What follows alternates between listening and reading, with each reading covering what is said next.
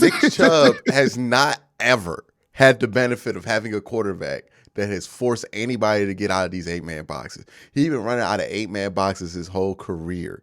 He averages 5.2 yards a carry. Like, when people say Nick Chubb's underrated, the stats are incredible for Nick Chubb. The advanced stuff are incredible, but the context is what makes it even more incredible, because Baker Mayfield's never even at his best, they were still more worried about Nick Chubb, right? And that's no disrespect to Baker Mayfield as much as it is they just respect Nick Chubb more. Like, that just is the thing, right? Like, until December when Deshaun Watson comes in, that will be the first quarterback where teams actually have to go, yeah, hold on, right, about that whole situation.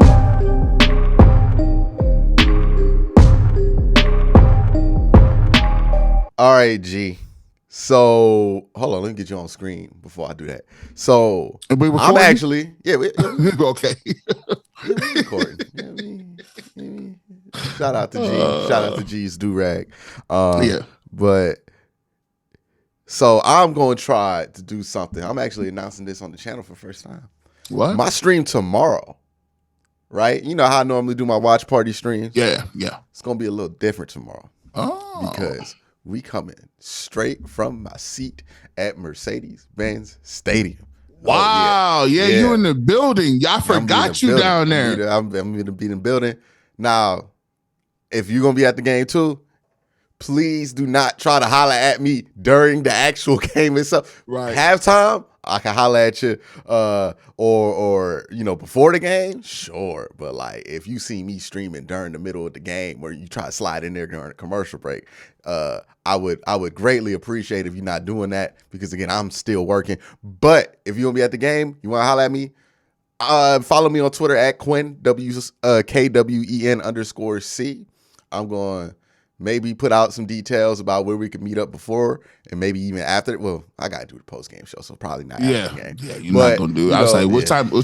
You forget you got a post-game show to what you talk about? Yeah, I got work to do. People be trying to link up on game days. You be like, hey, bro, I don't work that way. Yeah. So maybe before the show, because I don't do pregame show stuff. But that's what's going to be live from Mercedes-Benz Stadium. I mean, who you know out here taking their watch parties to the streets, you know what I mean? Yeah, that's what we doing out here. This is what's happening. But G, it's been a lot to talk about. This is the Myles Garrett stuff. There's this whole matchup. I want to actually talk about the football of it. I've been watching a lot of the Falcons the last 2 weeks. I checked out. I liked your film breakdown. I like that. I was watching that. I like that, man. I seen that, man. I like how you saved Chubb to the last end too. You gotta give them. You see, you gotta give them something that everybody can go home happy with. You know what I mean? Right. It's usually either Myles Garrett or Nick Chubb. They good for it. By the way, we gotta talk about this. How fortunate! I feel like we have not appreciated the moment that we're in as Browns fans, because like Nick Chubb and Myles Garrett are on the same team at the same time, man. Like, how crazy. And I was talking about this with Dave on Sports for You Cleveland, but we were talking about how demoralizing it is to tackle Nick Chubb. And one of the things I mentioned, I want to know your thoughts on this. It has to be even more demoralizing to play against Nick Chubb, because sometimes it's not that you get beat off the line of scrimmage and he just kills you. Like, that's one thing. You could deal with that. Okay, we got to shade, or you got to not blow leverage, and then we can stop this. You feel like solutions are on the table. As a defensive player, I don't know what it can feel like when you do everything right and that man's just better. Like, that has to be demoralizing. It's like, you're in the right spot. You did everything you're supposed to do. The right play call was in. He still got 20 yards. Like, from your perspective, like, have you ever been in that situation where it's like somebody's been that cold, where it's like, oh man, no matter what we do? It happened a few times. Like, I think the one I can remember is we was playing Minnesota, and Minnesota at the time, it was the first game that I had ever been on. Like, it was on ESPN Plus, right? Mm-hmm. And we was playing Minnesota at home. Like, we didn't play in Minnesota. We had beat them 2 years prior in the I think it's the Metrodome, and then they came back. Yeah, was this Lawrence Maroney? This is Lawrence Maroney and Marion Barber. But Lawrence Maroney was the young boy. Yeah. So at the time, we playing against this center, and they like, this center is like, he's an All-American. He's like a 3-time All-American. They got the line is huge, and they running backs is legit. They like both pro backs.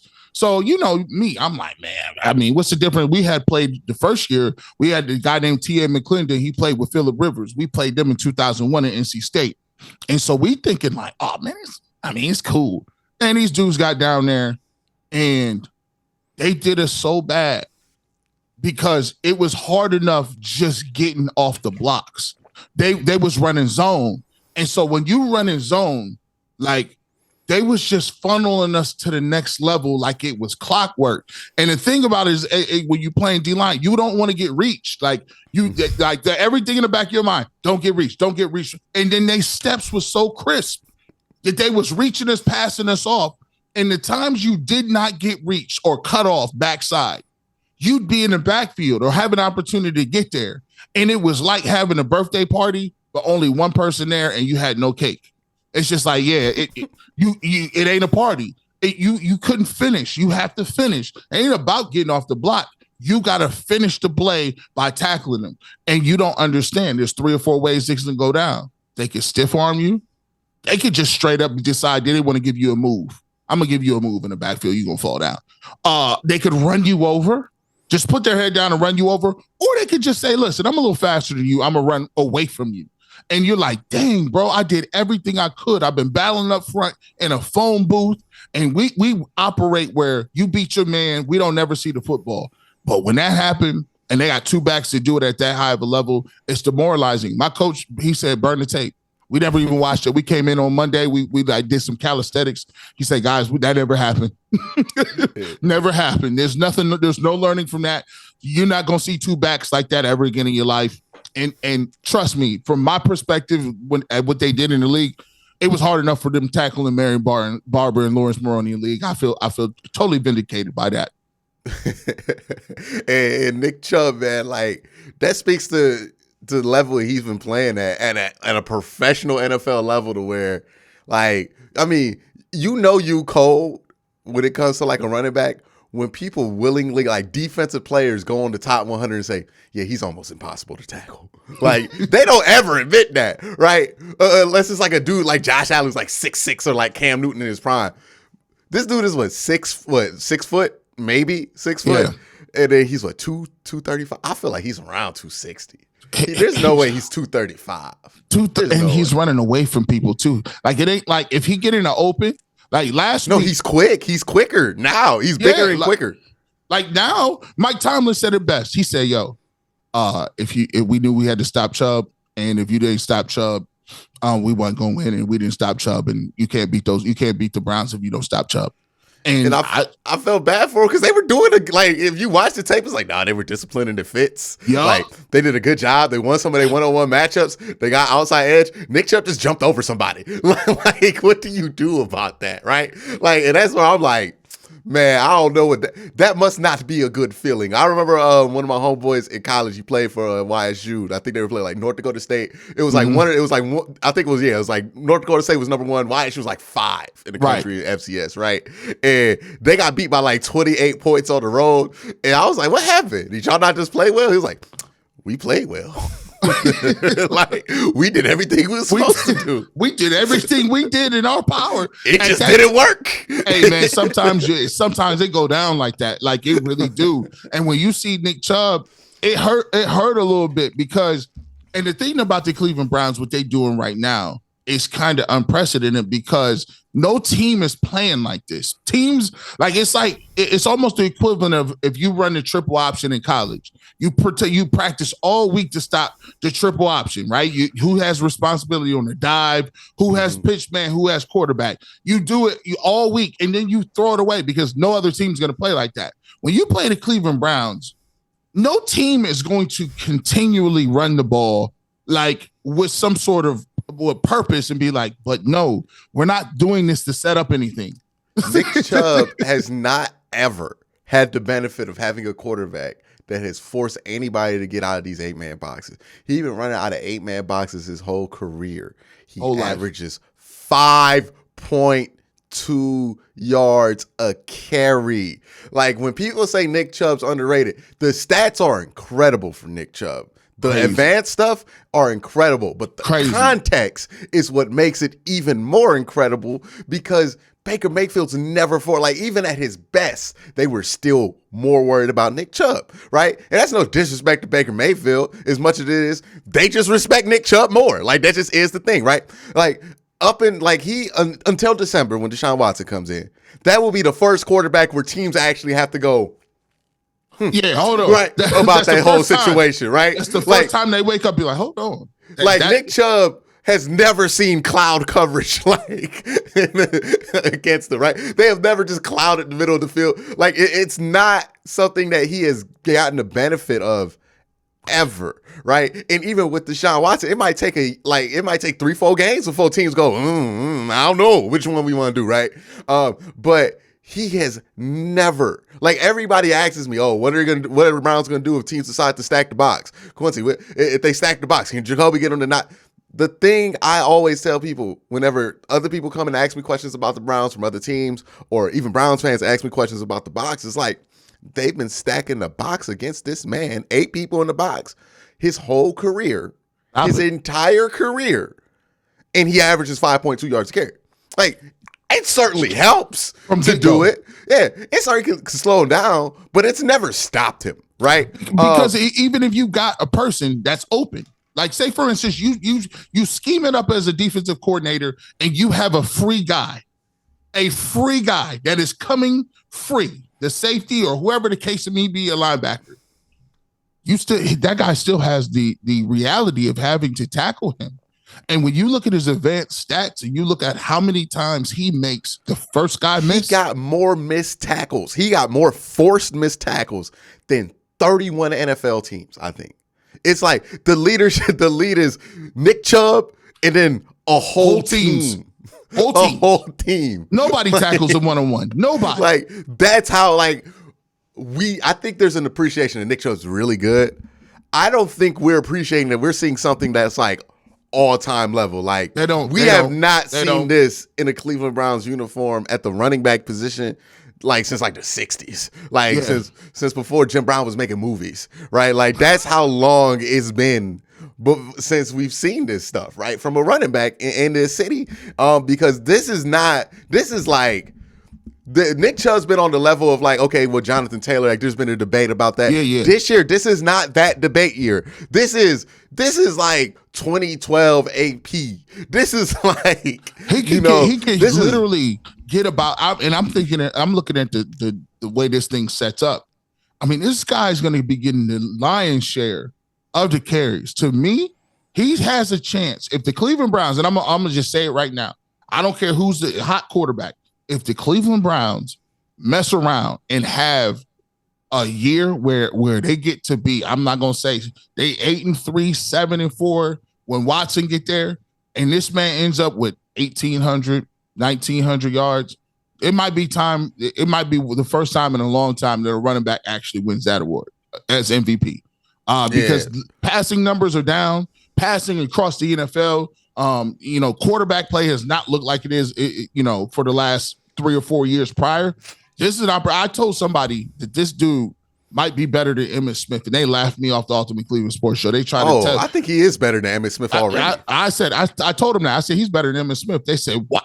Hey, Emmitt Smith. I said, bro, you must not be watching.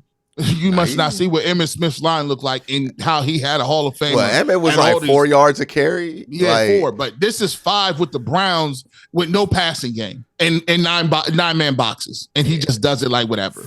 Not just cool. 5. 5.2. Like 5.2. You get 5.2 in a game. That's a really good game. That's Nick Chubb's average. Like, he has games where he gets you 6.8.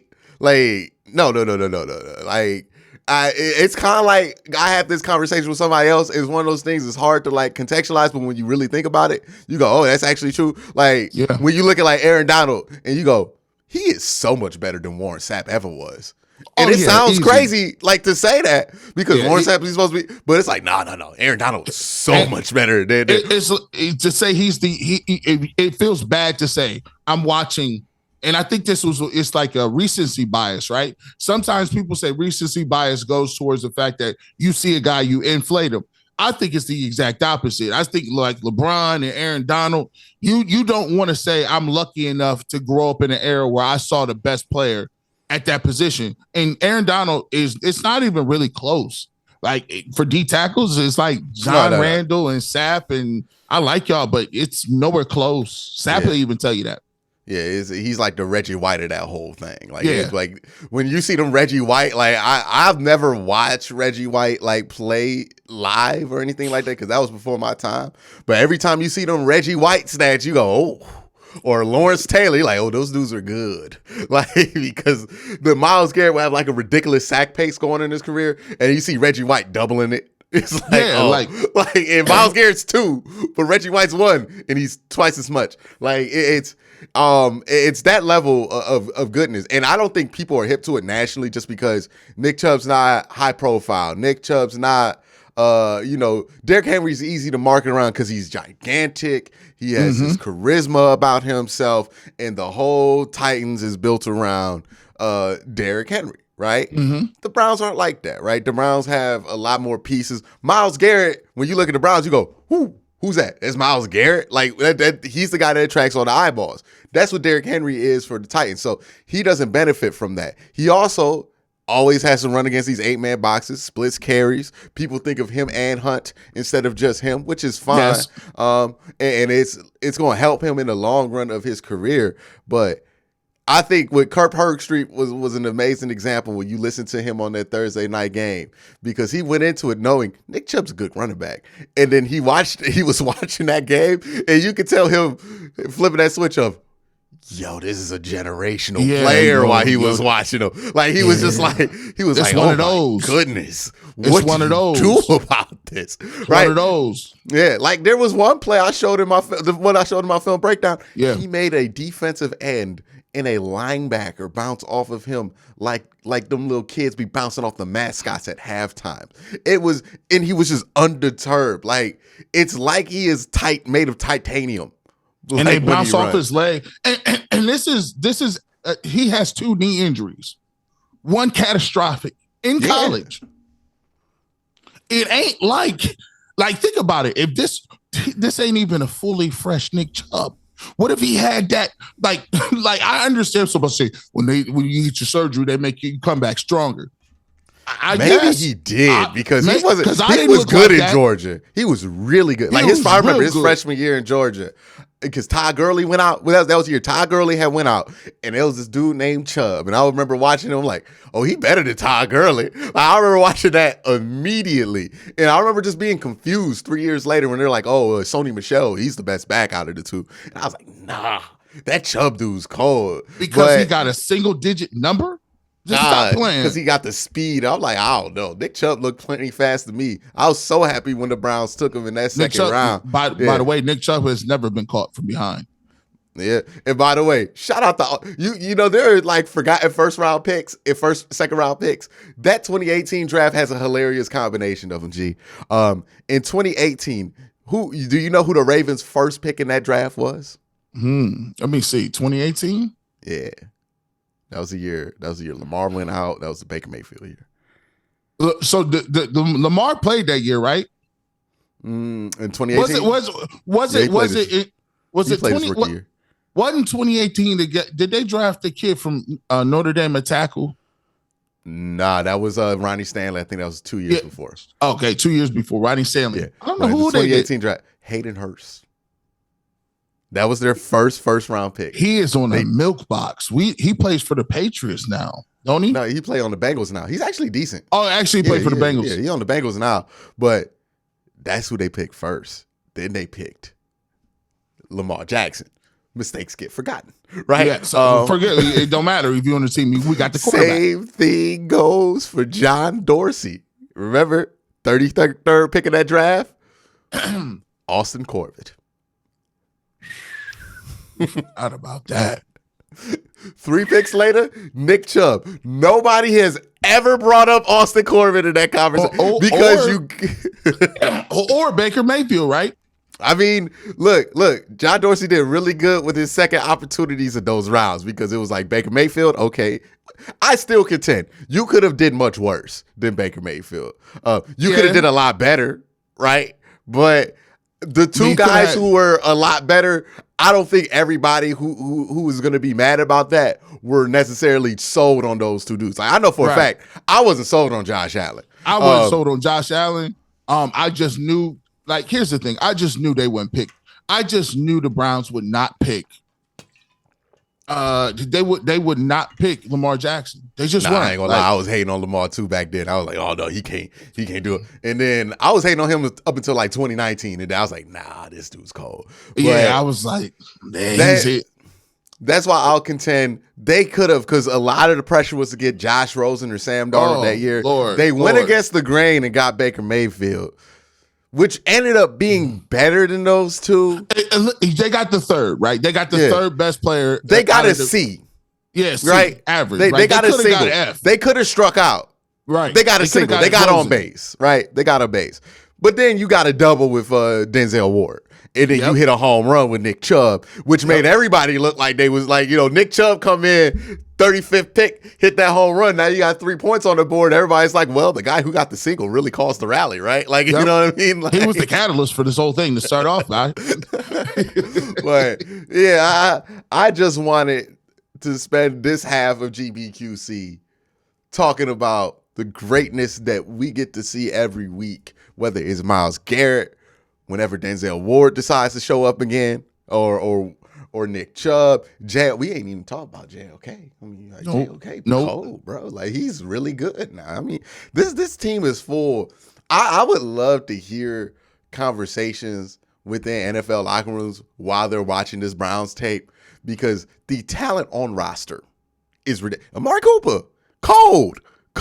By the way, just one quick thing. So you know how everybody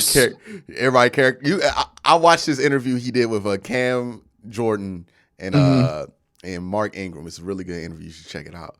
But you get to know who Amari Cooper is, and I realized, Amari Cooper's quiet, but he's a businessman. Like, he's not like Nick Chubb, where Nick Chubb is quiet. He's a businessman. That's why he's quiet. Like, he looks at football as a business, right? When he talks about why he went to Alabama, he was like, they had 3 open spots. So, I know I'm gonna get one of them. Right. But he's like, I need to put myself in the best situation. One of the things I realized, all summer, when we were talking about the Browns not having wide receivers and we don't have anybody to help Amari Cooper, and we were talking about this as if it was putting Amari in like a disadvantaged situation. Amari Cooper was looking at that wide receiver room the same time. Right. We was looking at it like this. Amari has no help. We got to help him. Right. It's only Amari back there. Amari Cooper looked around and was like, ain't nobody here. I get all the balls. Yo, it's only me. Like, it's only me. I think I'm going to get the targets. And he just left the place where CeeDee Lamb was eating up targets. Gallup was eating up targets. And I'm not trying to say he's selfish, right? But there are certain statistics that you want to hit in your career to get to certain monetary moments in your lifetime, right? And one of those statistics is you want to get about 100 to 150 targets. And you want to get about, 15, because he's never had 1,500 yards. He's had like 1,100, 1,200. But he feels like, this I can get 1,500, maybe about 10 tutties. And he, that's get the bag. That's very eloquent. What I want to do on this next segment where we get into is, you talked about something here, giving praise to Nick Chubb, and you mentioned the talent on this team. You mentioned the talent on the roster. I want to get into, why does it seem like people never really quite grasp how or why Myles Garrett is good?